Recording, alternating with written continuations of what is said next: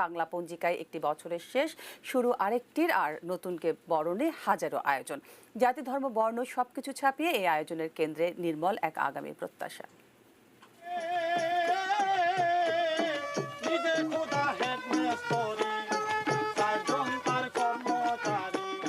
বাংলার সবচেয়ে লৌকিক আর শাশ্বত ছবি এমন সুজলা সুফলা। এদেশের নদী, মাটি, বাতাসে থাকে মঙ্গল কামনা, মঙ্গল বারতা।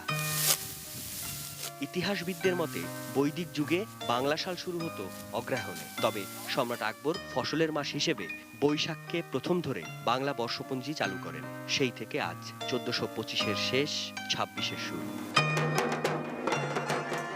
বর্ষবরণ এখন বাঙালির অনন্য এক উৎসবের নাম। রং আর সুরের এক নতুন শুরুর প্রত্যয়। সুর কথায় তৃপ্তি পাওয়া বাঙালির শুরুটাও হওয়া চাই গর্ভে ভরা ঐতিহ্যের তালে ভর করে। আর মঙ্গল শোভাযাত্রা উৎসবের রংকে করেছে আরো রঙিন, যা প্রমাণ করে নতুন শুরুর আহ্বানটা হয় ভালোর প্রত্যাশায়। মানুষের এমন উৎসবের সবটাই মঙ্গল কামনা। বাঙালির জন্যই শুধু না, সবার ভালো চেয়েই প্রার্থনা। কেউ কেউ ফেসবুক করছে, মোবাইল ফোন নিয়ে আছে ঘন্টার পর ঘন্টা, খেলাধুলাটাও করছে না।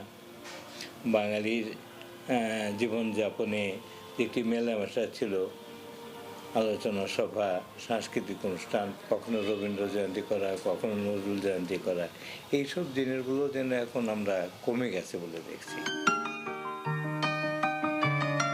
ভালো খারাপের মিশেল কখনো কখনো বাঙালিকে আবারও ভাবায় কতটা সার্বজনীন আছে আমাদের ঐতিহ্য। পান্তা ইলিশের কর্পোরেট বর্ষবরণের পাশে এখনো বেকারত্ব আর বৈষম্য নিয়ম করেই কড়া নাড়ে বাংলাকে। প্রবৃদ্ধির হার দেখছি বটে, বা অর্থনৈতিক অগ্রগতি হচ্ছে বিপুল হারে, সেইখানে সঙ্গে সঙ্গে যে বৈষম্যটা বাড়ছে, আমাদের শোষিতের দিকটা, সাধারণ মানুষের দিকটা, গরিব মানুষের দিকটা একটু দেখতে হবে। শেষ ভালো যার সব ভালো তার, এই কথা হিসেবে নিলে 1425 অবশ্য কেটেছে কষ্টে, তিক্ততায়। লোভ, লালসা এবং চিন্তা করা যায় বাঙালি জীবনে এখন ধর্ষণ এতটাই বেড়ে গেছে, মনে হয় যেন আমরা একটি ধর্ষক রাষ্ট্রের মধ্যে পড়ে গেলাম। এই আবর্ত ভাঙতে হবে। তবে ভালো মন্দ যে বছরটি গেল, সামনের দিনগুলো হবে তার চেয়েও মঙ্গলময়, নির্মল। মঙ্গলের পথে বাঙালির সেই যাত্রা শুভ হোক।